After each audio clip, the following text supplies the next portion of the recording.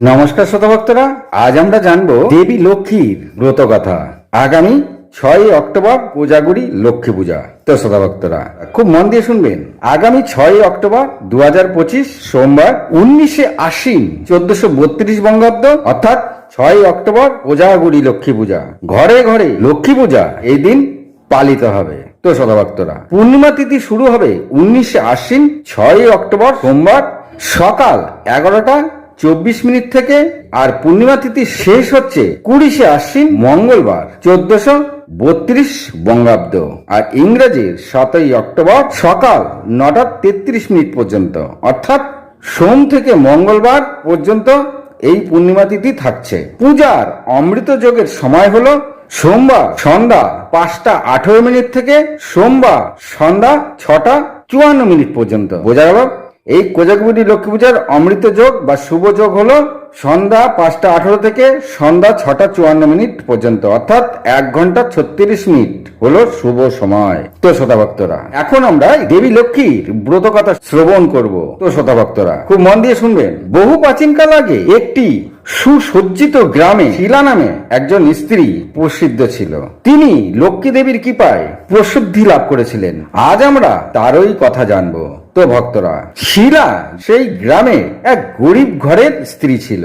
সে খুবই পতিব্রতা স্ত্রী ছিল। এছাড়া সে খুবই নিষ্ঠাবান ও ধার্মিকও ছিল। ভগবানের প্রতি তার অগাধ বিশ্বাস ছিল। তাই শিলা স্বামীর যা আয় ছিল তাতেই তিনি সবসময় সন্তুষ্ট থাকতেন।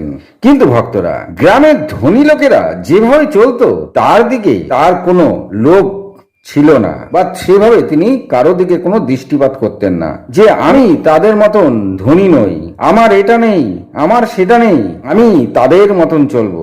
এরকম কোনো চিন্তা ভাবনা শিলার মনে কখনো বাসা বাঁধেনি। তিনি সমস্ত কিছু উপলব্ধি করতে পারতেন, কিন্তু স্বামীর আয় কম বলে তিনি তাতেই চলছিলেন। তিনি সবসময় ভগবানের নাম গুণকীর্তন করতেন। অভাবের জন্য পরোপকার করতে পারতেন না। তার মনের মধ্যে সবসময় পরোপকারের ভাব ছিল।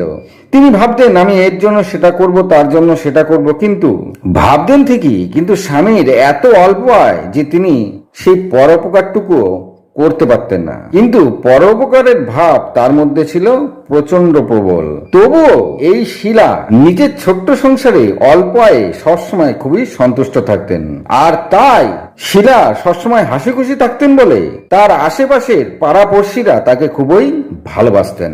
কিন্তু ভক্তরা, এমন ভাবে ভালোই চলছিল, কিন্তু তার স্বামী অল্প আয় বলে তার স্বামীর মন সবসময় খারাপ হয়ে থাকতো। তার স্বামী চিন্তা করতে থাকলো কি করে অল্প সময়ে অধিক আয় করা যায়।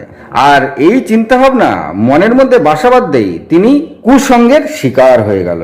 আর কুসঙ্গের শিকার হতেই যেটুকুনি আয় করছিল সেটুকুনিও আয় বন্ধ হয়ে গেল। নিত্য তিনি বাড়ি এসে তার স্ত্রীর গায়ে হাত দিতেন, নানা রকম নেশাদ্রব্য সেবন করে তার স্ত্রীর সঙ্গে ঝগড়া করতেন। তো শ্রোতা ভক্তরা, শিলার স্বামী এই গরিবী আর সইতে পারছিলেন না। দিন দিন কুসঙ্গে পড়ে তিনি আরো তলিয়ে যেতে থাকলেন, আর ভাবতে থাকলেন কেমন করে অল্প সময়ে অধিক ধন উপার্জন করা যায়। খুব মন দিয়ে শুনবেন। এভাবেই শিলা আরো অভাবে পড়ে গেল। নিত্য তার স্বামী নেশা করত, তাকে মারধর করত, কিছুই প্রায় আয় করত না। শিলা তবুও ভগবানের প্রতি অগাধ বিশ্বাস রাখলো। নিত্য সে দেবী লক্ষ্মীর আরাধনা করতে থাকলো। কেন তার ঘরে লক্ষ্মী নাই? তো শতভক্তরা, এইভাবেই আরো অভাবে তার দিনকাল কাটছিল। একদিন স্বামী তাকে প্রচন্ড মারধর করে ঘর থেকে বেরিয়ে যায়। তখন তিনি দেবী লক্ষ্মীর কাছে প্রচন্ড কান্নাকাটি করতে থাকেন। যেহেতু শিলা প্রথম থেকেই প্রচন্ড ধার্মিক ও ভগবানের প্রতি তার অগাধ বিশ্বাস ছিল, তাই এত অভাবও তিনি ভগবানের উপর থেকে বিশ্বাস হারাননি। তো এখান থেকে আমরা একটা কথা জানতে পারি, অনেকেই কোনো কাজ সম্পূর্ণ না করতে পারলে ভগবানকে দোষারোপ করে থাকে। এর কারণ হচ্ছে ভগবানের উপর থেকে তার বিশ্বাস হারিয়ে যায়। এইখানে শিলা এত অভাবে থাকা সত্ত্বেও ভগবানের প্রতি সে বিশ্বাস হারায়নি, আর দেবী লক্ষ্মীকে নিত্য সে নিষ্ঠার সাথে পূজা করত। আর স্বামী সেদিন প্রচন্ড মারধর করাতে তিনি দেবী লক্ষ্মীর কাছে কান্নাকাটি করতে থাকেন। আর ঠিক তার কিছুক্ষণ পরেই তার দুয়ারে তার পাড়াপড়শিরই এক স্ত্রী এসে তাকে ডাক দেন, কে আছো? তখন শিলা ঘর থেকে বেরিয়ে এলে সেই স্ত্রী বলেন, আমাকে ঘরে বসতে দেবে না? তখন শিলা বলল, নিশ্চয়। শিলা তখন তার সেই পড়শি স্ত্রীকে তার ঘরে বসতে দেন। তখন শিলা বললেন, বলুন আপনি কেন এসেছেন এখানে? তখন সেই স্ত্রী বলল, আমি তোমার কান্নাকাটি শুনে এসেছি, তোমার কি হয়েছে বলো। তখন শিলা তার সমস্ত স্বামীর কথা আর তার কথা খুলে বললেন। তখন পড়শি স্ত্রী শিলাকে বললেন, আমি দেখছি এত অভাবও ভগবানের প্রতি এতটুকুও বিশ্বাস হারাওনি, আর তুমি তো নিত্য আমারই পূজা করছিলে, তাই তো আমি এসেছি তোমার কাছে তোমার অভাব মোচন করতে। তখন শিলা বললেন, কে আপনি? শিলা দেখেছিল পড়শি স্ত্রী তার কাছে এসেছে, হয়তো কিছু শিলাকে সাহায্য করবে। শিলা বুঝতেই পারেনি যে স্বয়ং মা লক্ষ্মী তার ঘরে এসেছেন, আর তার অভাব তার কান্না শুনে মা লক্ষ্মী থাকতে পারেননি। তার বিশ্বাস দেখে মা লক্ষ্মী তার ঘরে এসে পড়েছেন। মা লক্ষ্মী বললেন, নিশ্চয়ই আমি তোমায় সাহায্য করব, তুমি নিষ্ঠার সাথে কোজাগরী লক্ষ্মী পুজো করো, আর কোজাগরী লক্ষ্মী পুজো নিষ্ঠার সাথে করলে তোমার ঘরের সমস্ত অভাব দূর হয়ে যাবে। এ কথা বলে সেই পড়শি সেখান থেকে চলে গেলেন। শিলা ভাবলেন, পড়শি স্ত্রী হয়তো তাকে কিছু সাহায্য করতে এসেছিল, কিন্তু তিনি কোনো কিছু সাহায্য না করে কোজাগরী লক্ষ্মী পুজোর কথা বলে চলে গেলেন। তখন শিলা ভাবলো, তাই হোক, সামনেই কোজাগরী লক্ষ্মী পুজো, সেই কারণেই তিনি স্বামীকে পূজার জন্য কিছু সামগ্রী আনতে বলেছিলেন, কিন্তু তার স্বামী কোনো সামগ্রী তার শিলাকে এনে দেননি। শিলা কোনো ক্রমে খুবই ছোট্ট করে একটি লক্ষ্মী ঠাকুর কিনে এনে যতটুকু তার সাধ্য ছিল সেইটুখানি সামগ্রী জোগাড় করে সে নিষ্ঠার সাথে দেবী লক্ষ্মীর পূজা করলেন। দেবী লক্ষ্মীর পূজা করার পরে সেই প্রসাদ নিজে স্বামী ঘরে আসতেই স্বামীকে দিলেন। শিলার স্বামী সেই প্রসাদ গ্রহণ করার সাথে সাথেই তার মনের মধ্যে যত পাপ জমেছিল সমস্ত পাপ এক মুহূর্তে দূর হয়ে গেল।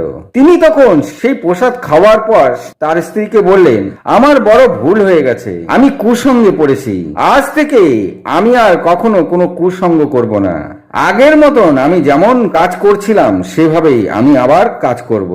তো শ্রোতাভক্তরা, দেবী লক্ষ্মীর কৃপায় শিলার স্বামী মতি সম্পূর্ণ ঠিক হয়ে যায়। আর শিলা তখন বুঝলেন সেদিন যে পড়শি এসেছিল আসলে তা ছিল মা লক্ষ্মী। তিনি না বুঝতে পেরে হেলায় মা লক্ষ্মীকে হারালেন।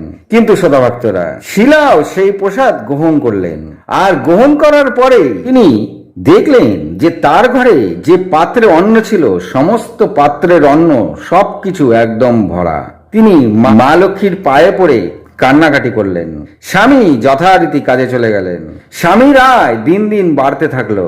এরপরে শিলার যত অভাব ছিল সমস্ত অভাব ঘুচে গেল। শিলা তার অভাব ঘুচে যাওয়াতে তিনি বুঝলেন মা লক্ষ্মী তার উপরে কৃপা করেছে। তাই তিনি মা লক্ষ্মীর উদ্দেশ্যে বললেন, মা আপনি সব সময় আমার উপরে কৃপা করে থাকুন। আর নিত্য শিলা দেবী লক্ষ্মীর পূজা করতেন। প্রত্যেক কোজাগরী পূর্ণিমায় তিনি দেবী লক্ষ্মীর নিষ্ঠার সাথে দেবী লক্ষ্মীর পূজা করতেন। এরপরে শিলার আর কখনো কোনো অভাব থাকলো না। তো শ্রোতাভক্তরা, যদি ভালো লাগে একটি লাইক, একটি সাবস্ক্রাইব করে দেবেন। ভালো থাকুন, সুস্থ থাকুন, নমস্কার।